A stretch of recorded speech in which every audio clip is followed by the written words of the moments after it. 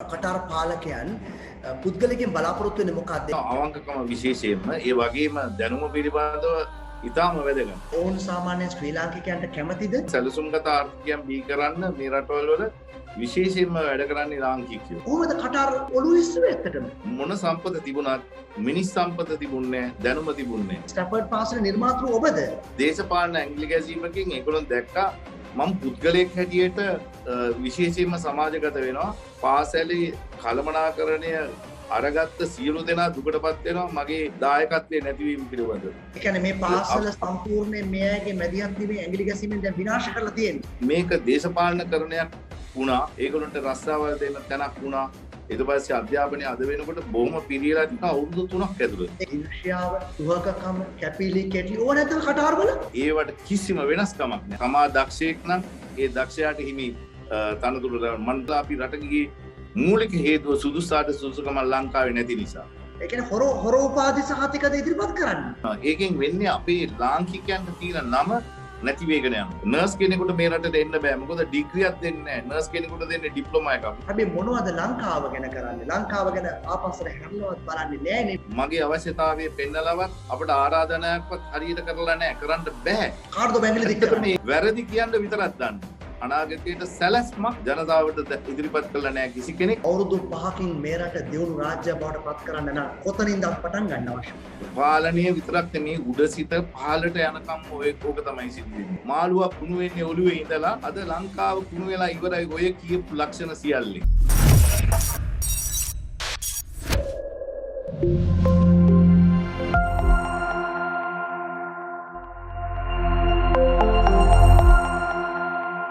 ඉඩමක් ගන්න හොඳ ගෙයක් හදාගන්න කතා කරන්න අප්ලෑන්ඩ් එකට අපේ සුවිශේෂී කතා බහකට පිවිසෙමු. ඔහු ශ්‍රී ලංකාවට අතිශය ආඩම්බරයක්. ශ්‍රී ලාංකිකයෙක් නමින් කුමුදු ෆොන්සේකා අවුරුදු 30ක් ඉන්නේ කටාර් රාජ්‍යයේ පාලක පවුලේ ෂේක්වරයෙක්ගේ මූල්‍ය උපදේශක වශයෙන් කටයුතු කරනවා. ආයුබෝවන් කුමුදු. අයිබෝන්. දැන් කොච්චර කල්ද මම නම් කිව්වේ අවුරුදු 30ක් විතර කියලා. හරිද මං කිව්වා?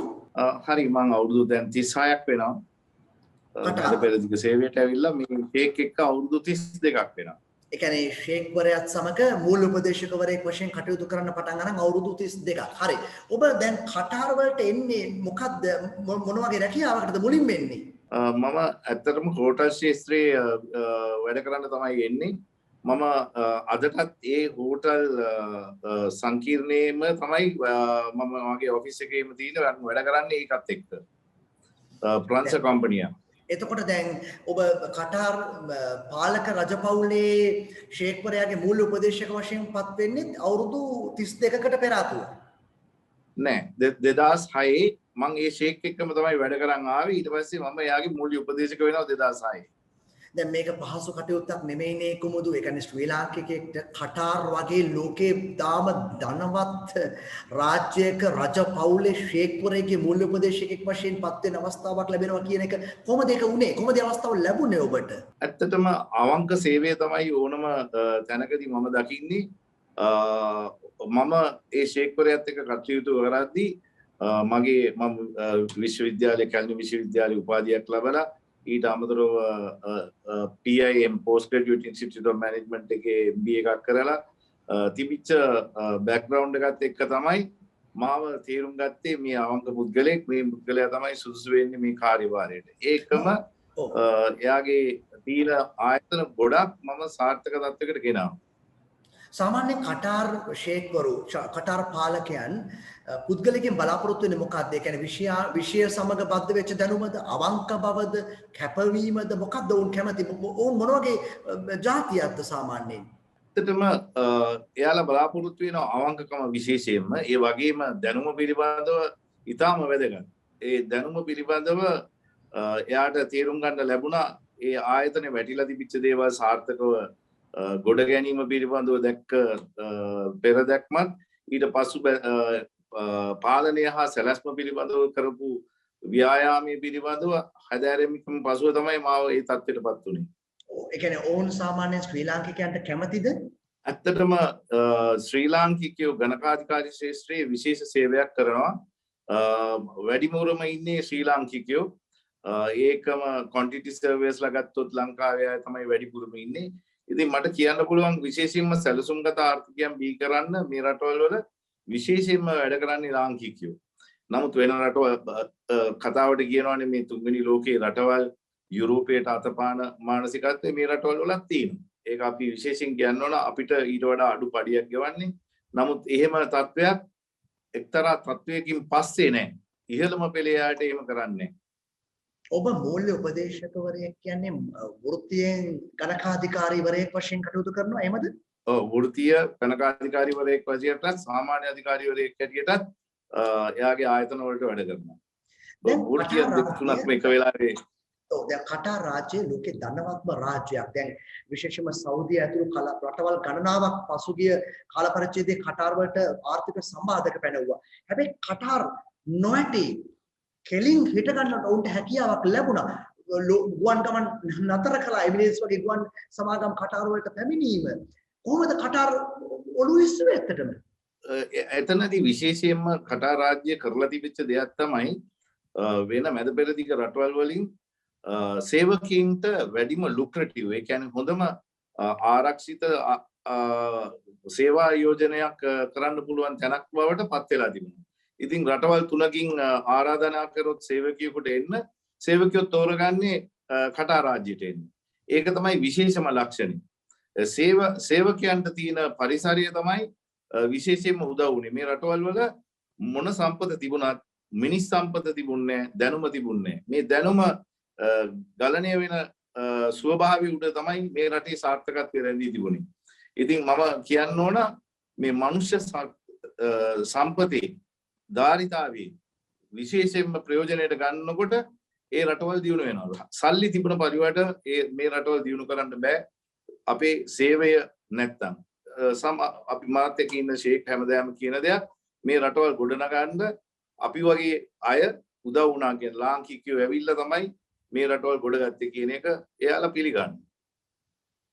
අපි අහලා තියෙන දේ තමයි සාමාන්‍යයෙන් තෙල් සම්පත තියෙන මේ දියුණු රටක් ඒ හැරෙන්න කිසිම සම්පතක් කටාර් වල නැහැ. ස්වභාවික සම්පත් ගැන කතා කරොත් එහෙම. දැන් ඔබ කිව්වා මේ අපි කියන human resource මානුෂීය සම්පත පවා කටාර් වල නැහැ කියන කාරණාව. ඇත්තට මොකද කටාර් වල තත්ත්වය?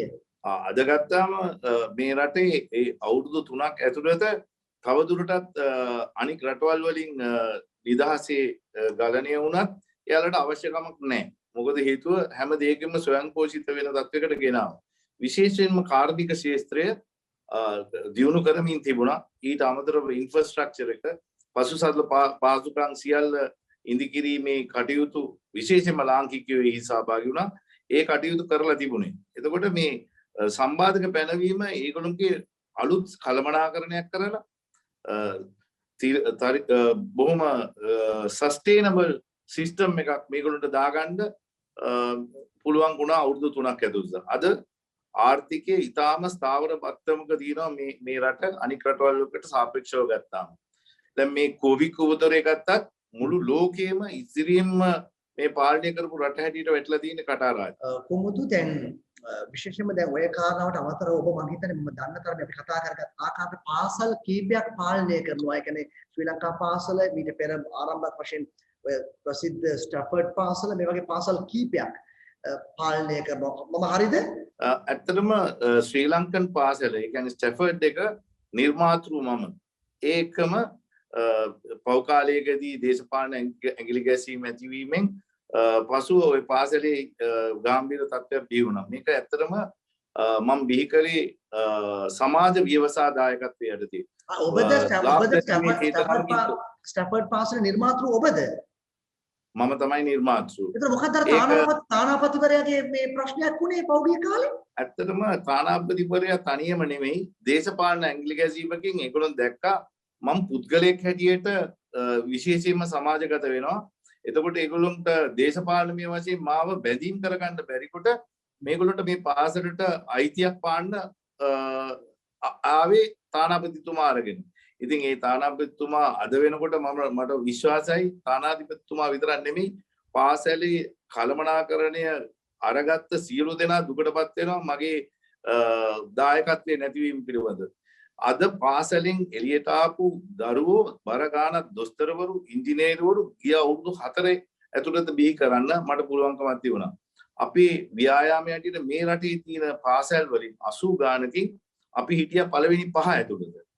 දුප්පත් පාසලක් මෙවැනි තත්යකට ගන්න විශේෂයෙන්ම කළමනාකරණය තමයි උදව් වුණේ. මා සමග බැඳීමකින් කටයුතු කරපු ඒකේ නිර්මාතෘවරු ඇටියට මාත් එක්ක කටයුතු කරපු 17 දෙනා ගින් එක්කෙනෙක්වත් අද පාසලට ඇතුල් වෙන්න තත්යකටපත් උනේ. කවුද මේ තත්ත්වයට වක් කියන්න අවශ්‍ය වෙන්නේ? විශේෂයෙන්ම ගිය රජයේ කාලේ මූල්‍ය අධිකාරිය හැටියට හිටපු රවි කරුණානායක එතකොට හිටපු ජනාධිපතිතුමත් පසුව තානාපතිතුමත් එක්ක එකතු වීම මට කනගාටුවට කාරණයක්. මම පැහැදිලි කරලා කිව්වා මේක මේ පාසල අපි කරන්නේ කිසිම ලාභයක් නැති අදහසකින්වත් අපි දාපු ප්‍රාග්ධනයවත් අරගන්න නැතුව කරන පාසලක්. මේක ආදර්ශමත් පාසලක්. මේ ආදර්ශමත් පාසලට මේ ඇඟිලි ගැසීම කරලා මේ විනාශය කරන්න එපා කියලා. නමුත් මේක දේශපාලනකරණයක් වුණා. ඒගොල්ලන්ට රස්සාවල් දෙන්න තැනක් වුණා. ඊට පස්සේ අධ්‍යාපනය අද වෙනකොට බොහොම පිරියලා තියෙන අවුරුදු 3ක් ඇතුළත. ඒ කියන්නේ මේ පාසල සම්පූර්ණයෙන් මෙයාගේ මැදිහත් වීමේ ඇඟිලි ගැසීමෙන් දැන් විනාශ කරලා තියෙන්නේ.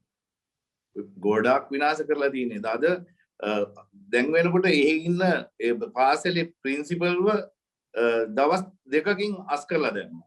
ඒ වගේම හිටපු ප්‍රින්සිපල්ව හිරේ දාලා තමයි ලංකාවට ඇති මිස්ටර් ජයසිංහ කියලා ඉතාම හොඳම දැනුමක් තියෙන උපාධි 7ක් තියෙන මිනිස්සෙකුට කරේ ඒක. ගුරුවරු බර ගානක් හිරේ දාවල කවදාවත් පාසලෙන් මං අවුරුදු 17ක් මැදිහත් වෙලා කටයුතු කරන කාලේ එක සේවකයෙක්ව අපි එළියට දාලා නැහැ, අස් කරලා නැහැ. ඒක නිකන් ජීවිතාන්තය දක්වාම පාසලේ ගුරුවරයෙක් හැටියට කටයුතු කරන්න පුළුවන් තත්ත්වයකට තමයි අපි පාලනය කරන්නේ. අපි අවුරුදු 5ක් තේරුම් ගන්න පුළුවන් නම් සේවකයෙක් හැමදාම කටයුතු කරන්න පුළුවන් කියන මතයෙන් තමයි අපි පාසල ගෙන ආවේ. මේ තනිකරම ඔබ ප්‍රින්සිපල් කෙනෙක් අවුරුදු ඒ කියන්නේ තනිකරම ඔබ පිළිබඳව ඇතිවෙච්ච ඊර්ෂ්‍යාව. අනිවාර්යෙන්. ඔන්න ඔය වචනේ තමයි හරි වචනේ. ඕක මැනේජ්මන්ට් වල නෑ. නමුත් අත් වශයෙන්ම ඇති උනේ ඊර්ෂ්‍යාව. මේ කුමුදු හරි. ඉතින් අපේ රටේ වැඩිපුරම තියෙන ඕකනේ ඉතින් මිනිස්සු අතර ඊර්ෂ්‍යාව, මේ කුහකකම, කැපිලි කෙටලි ඕන නැද්ද කටාරවල? ඒවා මෙහි ආයතන වල ඒවා තියෙන විදියක් නෑ. හේතුව මේ ඔක්කොම දැන් මම අහනවා ඔය ගොඩක් ඉන්ටර්වියුස් වල මිනිස්සු AI පිළිබඳව කතා කරනවා. නමුත් AI පිළිබඳව කතා කරද්දී සේවකින්ගේ මැදිහත් වීමේදී ඒ පිළිබඳව කතා කරන්නේ නැහැ.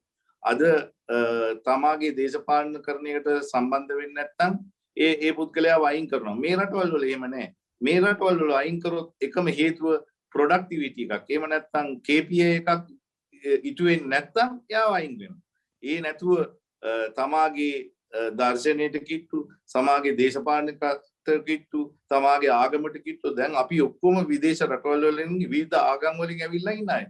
ඒවට කිසිම වෙනස්කමක් නැහැ. අන්න එතනයි ලක්ෂණය. මේ විතරක් නෙමෙයි මං ඉරාකේ වැඩ කරා ඒත් එහෙම. ඒ කියන්නේ ආගම මත, දේශපාලනය මත, පවුල මත මේ කිසිම බෙදීමක් වර්ගීකරණයක් නැද්ද? වැඩි තනක් ලැබෙන්න, අඩු තනක් ලැබෙන්න ඒක ප්‍රශ්නයක් නෙමෙයිද? එහෙම ප්‍රශ්නයක් මේ රටවල් වල නැහැ. තමා දක්ෂයෙක් නම් ඒ දක්ෂයාට හිමි තනතුරු මට මතකයි මම පළවෙනි දේශපාලන මැනිෆෙස්ටෝ එක කියෙව්වා ලංකාවේ. ඒකේ මුලම තියෙන්නේ SWRD බණ්ඩාරනායක කියලා තියෙන්නේ සුදුස්සාට සුදුසුකම දෙනවා කියලා.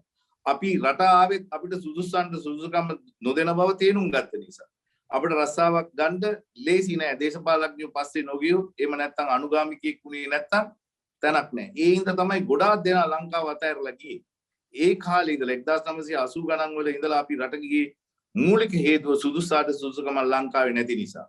බලන් ගියාම සමහර දේවල් නම් ලංකාව වගේමයි නේද කුමුදු? ඒ කියන්නේ දේශපාලන සම්බන්ධතා, පෞල් පසුබිම ඒවත් එක්ක කරන් බලනකොට නෑ ලංකාව වගේ නෑ. මේ රටවල් වල එහෙම දේශපාලන ඇඟිලි ගැසීම් නෑ. සියලු දෙනාට ලැබිය යුතු ස්ථානය ලැබෙනවා. අද වෙනකොට තාම ලොකු තර්ජනයක් තියෙනවා ලංකාව වගේ රටවල් වලට. ඔව් කියන්නේ. හේතුව මේගොල්ලෝ මෙයාලා විශේෂයෙන්ම සොයා බලනවා මේ දෙන උගත් කමට දෙන සර්ටිෆිකේට් සත්‍යද නැද්ද කියලා හොයලා බලනවා. ඒ බලනකොට ලංකාවේ දැන් මේ මෑත කාලයේදී මේ ප්‍රමිතයක් නැති උපාධීන් ඩිප්ලෝමා මේවා කරලා සර්ටිෆිකේට් හදාගෙන පුද්ගලයෝ වෙනවා. ඒකෙන් වෙන්නේ අපේ ලාංකිකයන්ට තියෙන නම නැති වෙගෙන යනවා. මොකද්ද ඒ කියන්නේ ඔබ කියන්නේ මේ ඒ කියන්නේ හොර උපාධි සහතිකද ඉදිරිපත් කරන්නේ? ගොඩක් අවුලා තියෙනවා හොර උපාධි හදාගෙන ඇවිල්ලා ඔය පොඩි ඉන්ස්ටිටියුට්ස් වලින් හදාගත්ත සර්ටිෆිකේට් හින්දා ඒකෙන් අපේ ලංකාවේ අධ්‍යාපනය බාල්දු කරලා තියෙනවා මේ රටවල් වලට.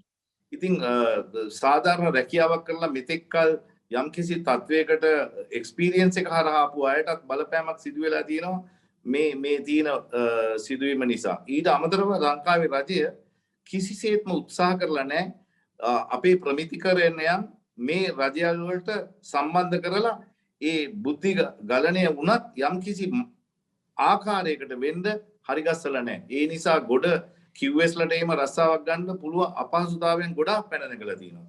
නර්ස් කෙනෙකුට මේ රටට එන්න බෑ. මොකද ඩිග්‍රියක් දෙන්නේ නැහැ. නර්ස් කෙනෙකුට දෙන්නේ ඩිප්ලෝමා එකක්. මේ රටවල් වල පිළිගන්නේ ඩිග්‍රී එකක් තියන අය විතරයි. ඩිප්ලෝමා බාර ගන්න නැහැ. එතකොට ලංකාව රජය කවදාවත් එඩප් කරලා නැහැ. වෙනස්කම් කරලා නැහැ. මේ රටවල් වලට සම්බන්ධ වෙන විදිහට වෙනස් කරලා නැහැ. ඉතින් ඒකෙන් ගොඩක් සේවකයෝ දුක් විඳිනවා. රස්සාවක් ගන්න අපහසුතාවයෙන් බිය වෙලා තියෙනවා. ඊට පස්සේ හොර සර්ටිෆිකේට් හදනවා. ඔබ ලංකාවේ කොයි පළාතෙන්ද ඉන්නේ මේ ලංකාවේ? මම කඳාන නාගොඩ. කඳාන. ඇත්තටම අවුරුදු 36ක් රටේ හිටපුවාන් පස්සේ රටේ මට තියෙන ඩෙන්ටිටි එකක් නැති වෙලා තියෙන්නේ. මේ සිය පවුලම ඉන්නේ දැන් කටාර්වලද? ඔව් මගේ පවුලම ඉන්නේ ලංකාවේ ඩොහාවල. මායි මගේ වයිෆුයි. මට දරුවෝ නෑ. මම දකින්නේ හැමදාම පාසල් කරනවා කියන්නේ දරුවෝ සියලු දෙනා අපේ කියන මතය උඩ තමයි මම කටයුතු කරන්නේ. මේ කුමුදු කෙනෙක්ට අමනාප වෙන්න එපා. කෙනෙක්ට නිකන් චෝදනාවක් විදිහට හිතන්න පුළුවන්. දැන් මේ ඔබ අවුරුදු 36කට පෙර ලංකාවේ යනවා. දැන් ගිහිල්ලා කටාර් වල ලොකු තනතුරක් අපිට හරි ආඩම්බර වෙන්න පුළුවන්. ඒක වෙනම කතාවක්. කටාර් ෂේක් පාලකවරයාගේ ෂේක් කෙනෙක්ගේ මූල උපදේශක කෙනෙකුට ලොකු කීර්තියක්. ඒක ඇත්ත. හැබැයි මොනවද ලංකාව ගැන කරන්නේ? ලංකාව ගැන ආපස්සට හැරලවත් බලන්නේ නෑ නේ මේ කුමුදු ෆොන්සේකා කියන කාරණාව කෙනෙක්ට හිතෙන්න පුළුවන් නේ. නිකන් මේ එහෙම මම ඒක චෝදනාවක් විදිහට ඔබට ඉදිරිපත් කරන්න කැමතියි. මොකද කියන්නේ මේක?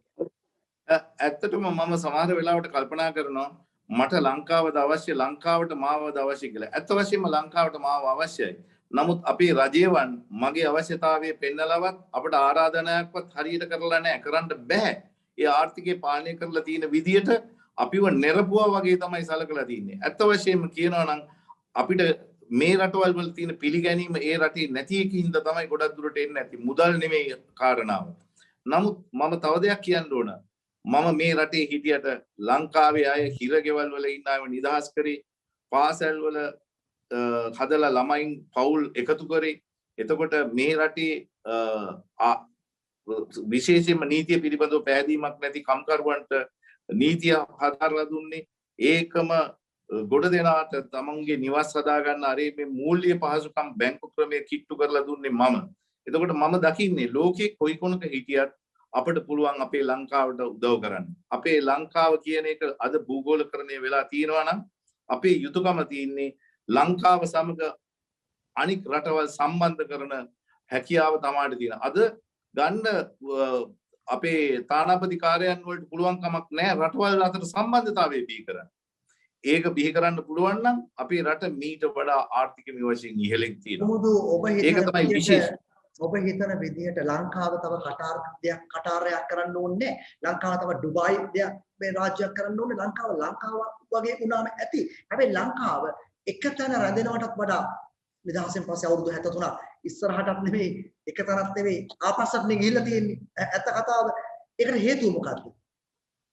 කාර්ද බැංගලි දික්කම මේක මම අර මුලින්ම කිව්වා වගේ එක සුදුසාද සුසුකම. ඒක තීරණ ගැනීමේ පද්ධතියේ ඉහළම තනතුර පාර්ලිමේන්තුවේ ඉඳලා පල්ලෙහාට යනකම් ඕක සිදු වෙන්නේ. අපි ප්‍රයිවට් සෙක්ටර් එක කියලා ගත්තත් ඒවැය වෙන්නේ ඒ තනතුරු දෙන්නේ බොහොම වංචාකාරී. මම සෙන්ට් ජෝසප්ස් එකේ ඉගෙන ගත්ත කෙනෙක් ඇදියට සාන්ත ජෝසප් පාසලෙන් එළියට යන සර්ටිෆිකේට් එක වටිනවා විශ්වවිද්‍යාලයේ ඩිග්‍රියට වැඩි. ඒ විදිහට තමයි ලංකාවේ මිනිසුන්ට තැන දෙන්නේ. ඒක පළවෙනි එක.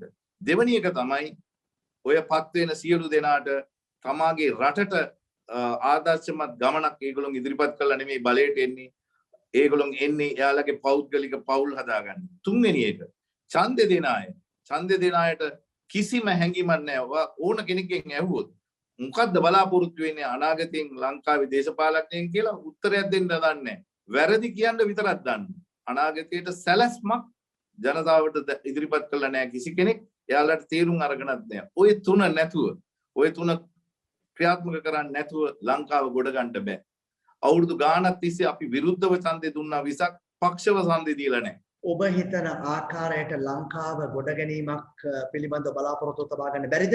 අනිවාර්යෙන් පුළුවන්. මම උත්සාහ කරන්නේ කවුරු හරි දේශපාලකයෙකුට කඩේ යන්න 1977 ඉඳලා 83 වෙනකන් කියන කෙටි කාලයක් තුල ලංකාවට විදේශයන්ට වැඩි අදපාන් නැතුව නමුත් එයාලගේ තියෙන ප්‍රාග්ධනීය ප්‍රයෝජනයට ගනිමින් ලංකාව ආසියාවේ ඉහළම වර්ධනයක් ඇති රට වුණා 1983 වෙනකොට. ඒ කියන්නේ අවුරුදු 5යි අවශ්‍ය කරන්නේ මේ රට නැවත ගොඩ ගන්න වමනා නම් තීන සම්පත් සමග විශේෂයෙන්ම versatile රස්සාවල් කීපයක් කරන්න පුළුවන් මිනිස්සු තමයි ලංකාවේ ඉන්නේ. හේතුව අපේ භාෂාව ගත්තත් අපි ඉංග්‍රීසි කතා කරත් ඕන මිනිහෙකුට පැහැදිලි. ඒක සහජයෙන්ම ලැබිලා තියෙන හැකියාව. ඒ ප්‍රයෝජනයට අරගන්න පුළුවන්කම තියෙදි මට තේරුම් ගන්න බෑ ඇයි මේක නොකරන්නේ කියන එක. අපි අර ඔබ හිතන්නේ ලංකාව දියුණු රාජ්‍යයක් බවට පත් කරන්න අවශ්‍ය වෙන්නේ අවුරුදු 5යි? වැඩිම අවුරුදු 5යි. අර සහම්පති කියා තිබූ පරිදි මිනිස්සුන්ට තේරුම් ගන්නත් බැරිකම තමයි අපේ රටේ තියෙන ඉතාම දුෂ්කර තත්ත්වය. අවුරුදු 5කින් මේ රට දියුණු රාජ්‍යයක් බවට පත් කරන්න නම් කොතනින්ද පටන් ගන්න අවශ්‍ය වෙන්නේ? ඉස්සෙල්ලාම ලංකාවේ පිළිබඳ සැලැස්මක් හැදුවොත් මේ වංචාවල් තමයි ඔක යුනයිටඩ් නේෂන් එකකින් දුප්පත් රටවල් පිළිබඳව කියලා තියෙනවා. එකක් ට්‍රාන්ස්පරන්සි එක නැතිකම. වංචාකාරී ස්වභාවය. තුන්වෙනි එක poverty elevation පිළිබඳව. ඒ කියන්නේ දරිද්‍රතාවයෙන් පෙළෙන මිනිස්සුන්ට අතදීමට අදහසක් මිනිස්සුන්ට නැතිකම. එතකොට අනික් එක තමයි ලංකාවේ අධ්‍යාපනය පෙළගස්ුවේ නැත්තම් දෙමළ කියමනකුත් තියෙනවා අවුරුදු 5 හදන්න බැරි මිනිස්සුන්ව 40 හදන්න බෑ කියලා. අපේ රට හදන්න විශේෂයෙන්ම අධ්‍යාපන ක්‍රමය හරි ගස්සන්න ඕන. අපි ගත්තොත් අපේ මගේ කරගෙන ආපු පාසල් වල අදටත් කරන පාසල් වල පළවෙනි දේ ඒ පාසල් වල ඩිසිප්ලින් එක බිහි කරන්න ඕන. ඩිසිප්ලින් නැතුව අධ්‍යාපනයක් දීලා රටක් ගොඩ ගන්න බෑ. මම කනගාටු වෙනවා අද ගුරුවරු දුක් විඳින්නේ ඒ ගුරුවරු හදලා නැහැ හොඳ දරු පිරිසක් ලංකාව පාලනය කරන්න. ඒ හින්දා අද දුක් වෙනවා. උගන්වලා ඇති, ගණිතය දන්නවා ඇති, විද්‍යාව දන්නවා ඇති. ඒ දැනගත්තට වැඩක් නැහැ. සංහිඳියාවක් නැති සමාජයක් නම් බිහි කරේ. අද සංහිඳියාවක් නැහැ. විශේෂයෙන්ම රට ගියා මිලියන 2.5. පවුල් වලින් වෙන් වුණා. ඒ වෙන් වෙලා ලැබිච්ච සල්ලි වලින් තමයි මේ රට ගොඩ ගන්න තිබ්බේ. ඒ සල්ලි වලට තමයි වංචා කළේ. ඒක තමයි මම ඒ කියන්නේ අපේ රටේ තියෙන ඔබ ඇඟිල්ල දික් කරන්නේ හැම මොහොතකම හොරකම, වංචාව, දූෂණය, අල්ලස මේවෙන් පිරුණු සමාජයක් පාලනයක්. ඒකද ඔබ චෝදනා කරන්නේ? පාලනය විතරක් නෙමේ උඩ සිට පහළට යනකම් ඕක තමයි සිදු වෙන්නේ. හේතුව මාළුවා කුණු වෙන්නේ ඔළුවේ ඉඳලා අද ලංකාව කුණු වෙලා ඉවරයි ඔය කියපු ලක්ෂණ සියල්ලෙන්. ඒ කුණුනේ ඔළුවේ ඉඳලා. ඒක වෙනස් කරන්නම ඕන. ඒක වෙනස් කරන සමාජයක් බිහි කරනකම් ලංකාව ගොඩ ගන්න බෑ. වෙනස් කරන්න පුළුවන්ද? අනිවාර්යෙන් පුළුවන්. ඒකට ලෝකේ ක්‍රමවේදීන් තියෙනවා. ඒකට හරියාකාර දේශපාලනයක් හදන්න මිනිස්සු ඉදිරිපත් වෙන්න ඕනේ. මේ දවස්වල මම ඒ පිළිබඳවත් හිතමින් යනවා. මොකද අපේ යුතුයකමක් තියෙනවා අනික් අයට වැරදි කියනකොට හරි දේ නිර්මාණය කරන්නත් අපි සම්බන්ධ වෙන්න ඕනේ. ඒ නිසා අපි ප්‍රෙෂර් ගෲප් එකක් මැද පෙරදිග ඉන්න අය එක්ක අපි එකතු කරන්න උත්සාහ කරනවා. දැන් ඔය තියෙනවනේ ගායකයෝ තෝරන්නේ ඒ වගේ එහෙම නැත්නම් ඇමරිකාවේ ජනාධිපතිතුමා තෝරනවා වගේ ක්‍රමයක් ජනතාවට අරන් දෙන ක්‍රමයක් කවුරුත් තාම හදලා නැහැ. හරිම සරල දෙයක් ඕක කරන්න. අපි බලාපොරොත්තු වෙන අනාගතයේදී එවැනි ක්‍රමයකින් අපි අවබෝධ වෙන්නත් කර යුතු දේ පිළිබඳව ඒ වගේම අපට ඕන කරන නායකයෙක් තෝරන ගන්න ක්‍රමයකුත් බිහි කරන්න අපි ඉදිරිපත් වෙන්න තමයි යන්නේ. මොකද මේක හැමදාමත් පරම්පරා ගානකට දුක් වෙදින්න සමාජ ක්‍රමයක් හදලා අපි S2 වහගෙන ඉන්න එක හරිය නෑ. මුදල් වලින් පමණක් රටවල් හදන්න බෑ. අපි අවසන් වශයෙන් අපි ඔබ පිළිබඳව සතුටු වෙන එක ඇත්තම ඔබ වගේම පුද්ගලයෙක් එක්ක සාකච්ඡාවක් කරා ඩුබායි අබුඩාබි රාජ්‍යද ලංකාවට ආපු උදය ඉන්දුරතන මහතාත් සමග ඔබ සමහරට දන්නවත් ඇති ඔහුත් ආව ලංකාවට. අපි බොහොම හිතවත් මිත්‍රයෝ දෙන්නෙක්. එයා මම මෙහෙටත් ගෙන්නවා. ජනතාව අමතන්නත් මම සකස් කළ දුන්නා. මම දකිනවා ඔහුත් ලංකාවට ආව ලංකාව වෙනුවෙන් ලොකු දෙයක් ඒ කියන්නේ රට වෙනුවෙන් දෙයක් කරන බලාපොරොත්තු වෙන නමුත් ලංකාවට මේ අපි භාග්‍යයක් ලබලා තිබුණේ නැහැ. උදය ඉන්ද්‍රරතන මහතාගේ මේ ඒ හැකියාව දක්ෂතාවය රට වෙනුවෙන් ලබා ගන්න. මම හිතනවා අපි මේ වචනේ පාවිච්චි කරොත් හොඳයි. අපි වාසනාවන්ත උන්නේ ඔහු වගේ කෙනෙක්ගෙන් ඒක ලබන්නේ නැත්ත කතාව. ඒකයි. ඒ නිසා ඔහු නැවත ගියා දුබායි අබුඩාබි රාජ්‍යයන් වෙත. අපි කුමුදු පොන්සේකලා වගේ අයගෙනුත් යමක් ලබන්න වාග්යවන්තයෝ නෙවෙයි වගේ නේද? ඇත්තටම අපි දුක් වෙනවා. අපි කරපු සේවය කොතනිකුත් මදි කියලා. මොකද ඒ තරම් සුන්දරවත් ජීවිතයක් අතහැරලා අපි ආවේ. අපේ අම්මලා තාත්තලාට මරණ මොහොතේවත් වතුර වීදුරුවක්වත් දී ගන්න බැරි තත්යකටපත් උනේ. ඒකෙන් අපි කරන සේවය කරලා අරින මුදලින්වත් රට සංවර්ධනය වෙයි කියලා මං හිතුවා. හේතුව බිලියන 4ක වෙනසක් තියෙන්නේ ආනයන සහ අපනයන අතර. අපි බිලියන 8ක් දෙනවා. මේ බිලියන 8ට මොකද වුනේ? ඩොලර් බිලියන 8කට මොකද වුනේ කියන එකයි ප්‍රශ්නේ. අර දෙක අතර වෙනස තියෙන්නේ 4 නම් 8ක් විදේශ රැකියා නියුක්තියෙන් හම්බ වෙනවා නම් ඒ 8ට මොකද වුනේ? ඕකෙම පැහැදිලි මේකෙන් ඒ කියන්නේ මුදල් චක්‍රය පිළිබඳව දන්න කෙනෙකුට පැහැදිලි වෙනවා.